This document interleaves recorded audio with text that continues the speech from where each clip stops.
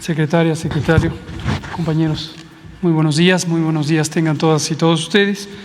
Vamos a hacer una especie de recuento final sobre lo que ocurrió en la epidemia para destacar las características fundamentales de cómo lo experimentamos en el país y sobre todo también tener una perspectiva de lo que ocurrió en otros países para tener una noción clara de cómo se presentó en México y en parte cómo fue la respuesta. Tenemos la información gráfica. Esta es nuestra curva epidémica de agregación semanal, muy conocida ya por todos ustedes. Y lo que vemos es que característicamente en México se presentaron estas 4 olas o 4 ciclos o 4 picos epidémicos. En otras regiones del mundo llegaron a ser 5, 6 o 7. Esto no tiene mayor implicación que la situación de que en cada una de estas oleadas epidémicas hubo una situación de estrés, una situación, por supuesto, de preocupación, pero también de reto para el Sistema Nacional de Salud para poder enfrentar el problema. Esto lo hemos dicho muchas veces, es un hecho conocido y constatado y constatable por todas y todos los mexicanos. Arrancamos la epidemia con un sistema de salud que estaba en ruinas, producto de un desmantelamiento progresivo a lo largo de los últimos 30 o 40 años. Por eso fue crucial arrancar con la posibilidad de reducir la velocidad de contagios con medidas extremas, que en su momento en México le llamamos la Jornada Nacional de Sana Distancia. Esto lo que nos permitió, y esos fueron siempre los objetivos técnicos, fue reducir la transmisión, hacer más lenta la propagación territorial de la epidemia y con ello ganar tiempo para poder poner en funcionamiento unidades especiales COVID conforme fuimos haciendo la reconversión hospitalaria. Como se puede ver en el perfil de la epidemia, el perfil está representado por esta imagen.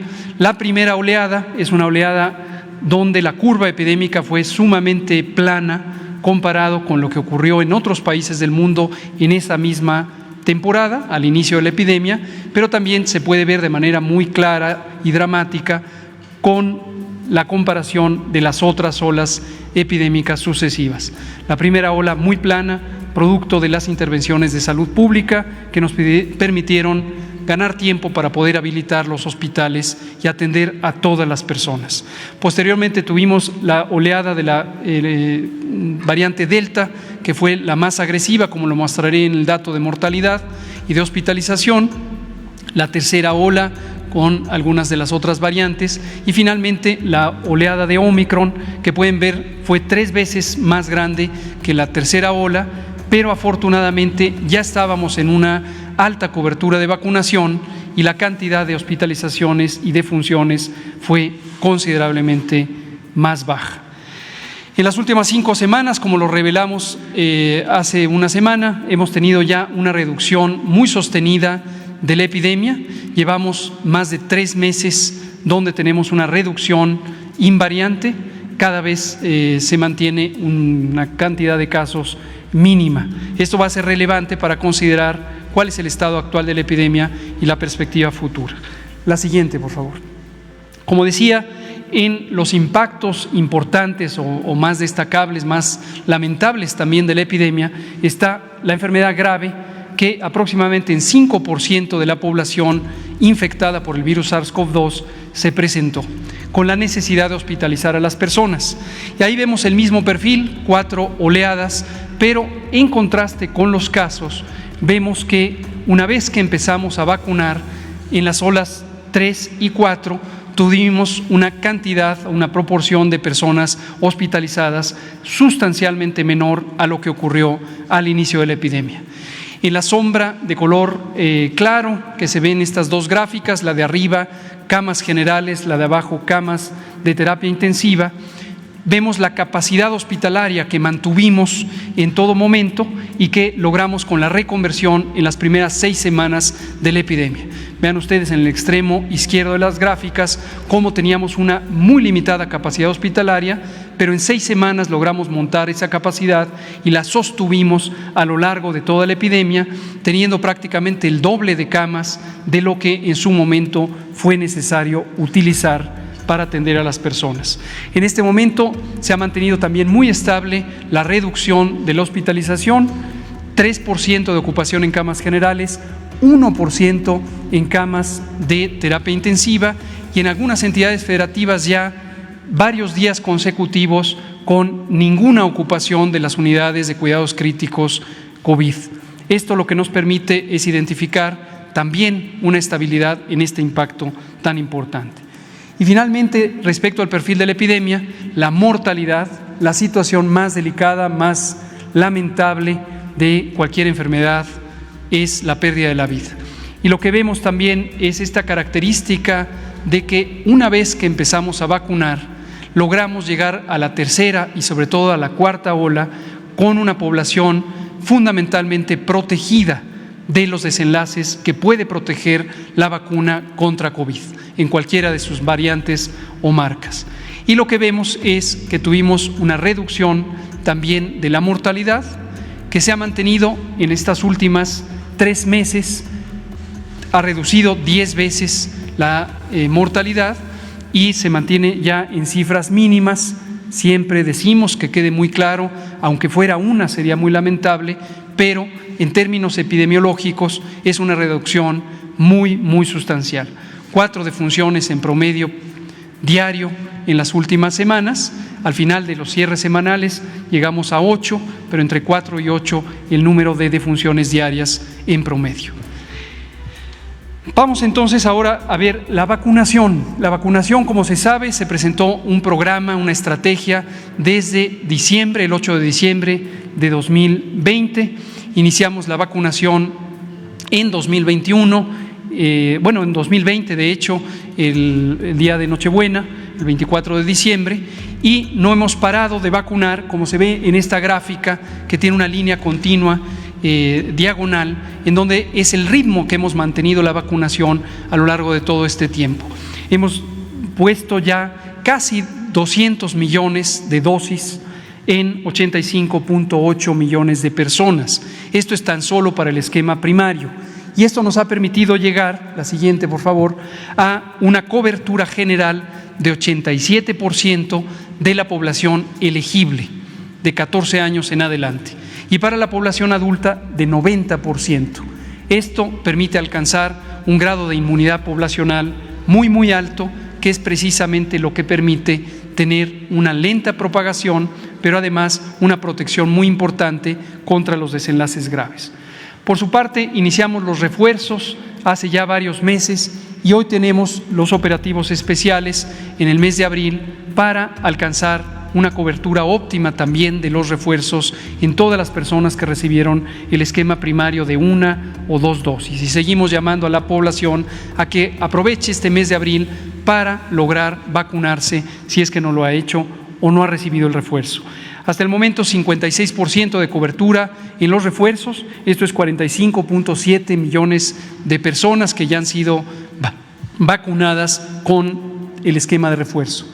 Y en el operativo abril, si contabilizamos lo que hemos puesto desde el inicio del mes de abril, son 6.3 millones de dosis, principalmente de refuerzo.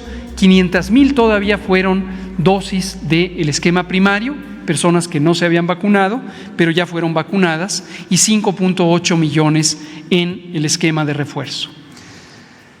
Ya para terminar, hacemos un anuncio de abrimos el registro para la vacunación universal de niñas y niños de 12 años en adelante. El registro estará abierto a partir de este próximo jueves, 28 de abril, y se trata de que no solamente niñas y niños con comorbilidades, como lo hemos venido haciendo desde hace 4 meses y medio, sino también todos los niñas y niños sanos de 12 años en adelante ya van a ser disponibles las vacunas para que las reciban. Cobertura universal a partir de los 12 años. Lo penúltimo que quiero comentar son 2 elementos. ¿Cuál fue el impacto general en México? Como lo fue en cualquier otra parte del mundo, un impacto muy lamentable. Nunca es deseable una pandemia, nunca se sale victorioso o satisfecho de haber vivido una pandemia. Lo importante es haber tenido la decisión, la capacidad y la claridad para actuar de manera inmediata y oportuna, haber reducido los impactos de una epidemia que es inevitable para el mundo entero, la más grande epidemia en los últimos 100 años y que afectó a toda la población del mundo, a todos los 7,000 millones de habitantes del mundo. Y en cada país establecimos las acciones necesarias para reducir estos impactos. Primero, como ya dijimos repetidamente, reducir la transmisión, aplanar la curva y lograr tener la capacidad de respuesta. Segundo, haber atendido a todas las personas que lo necesitaron en las unidades hospitalarias.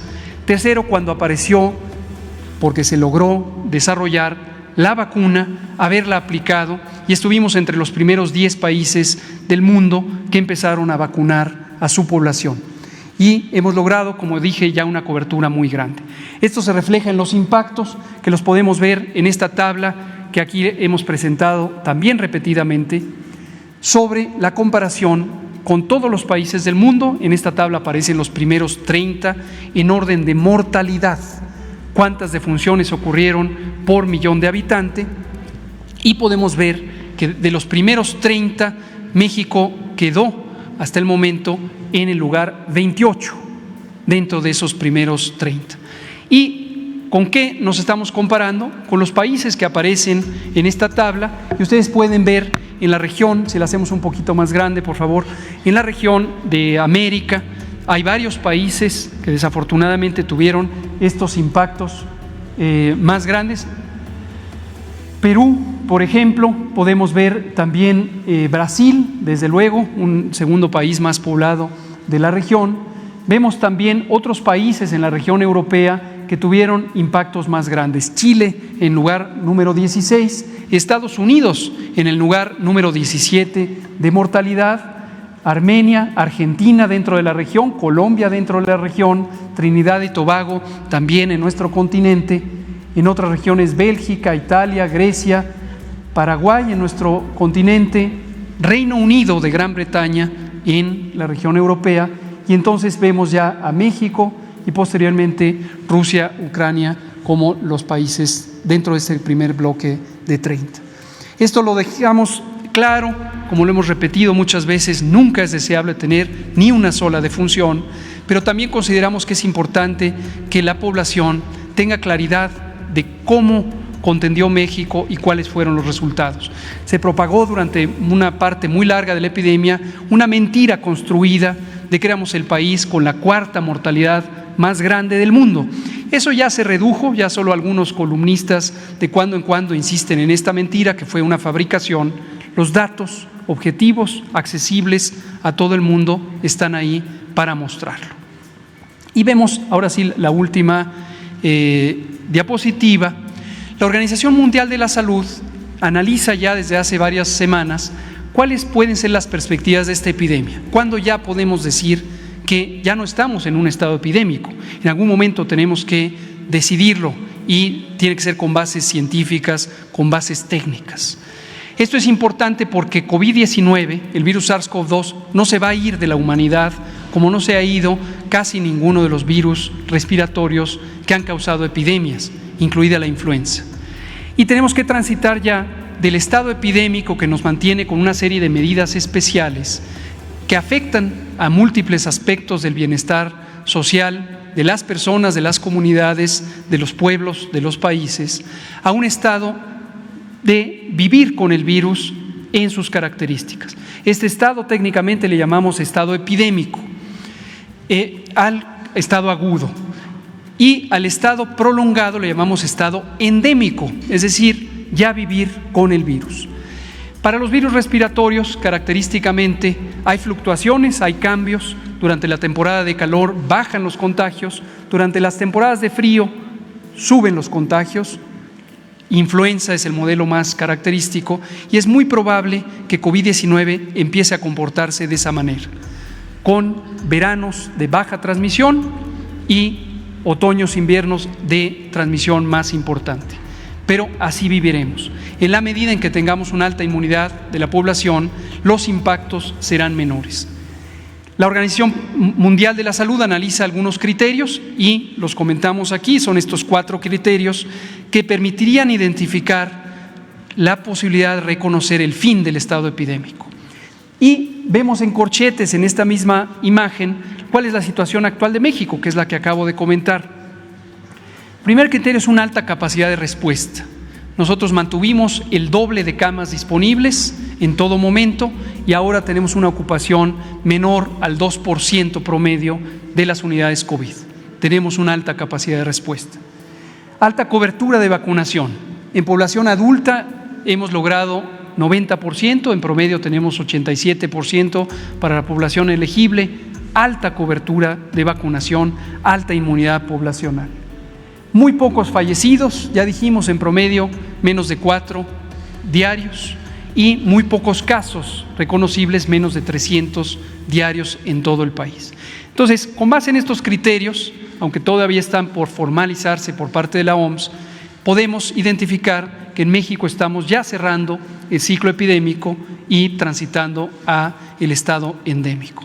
Y por tanto, y esto es lo último que comento, como acaba de decir el presidente, el pulso de la salud también cambia de fase.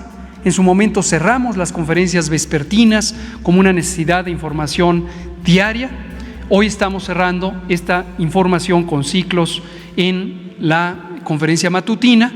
Publicaremos el boletín informativo ya con periodicidad semanal y, por supuesto, el trabajo detrás de la cortina sigue vigente. Las unidades de salud pública del país nos mantenemos activos para vigilar el curso de esta y cualquier otra epidemia y cualquier situación relevante. Muchas gracias.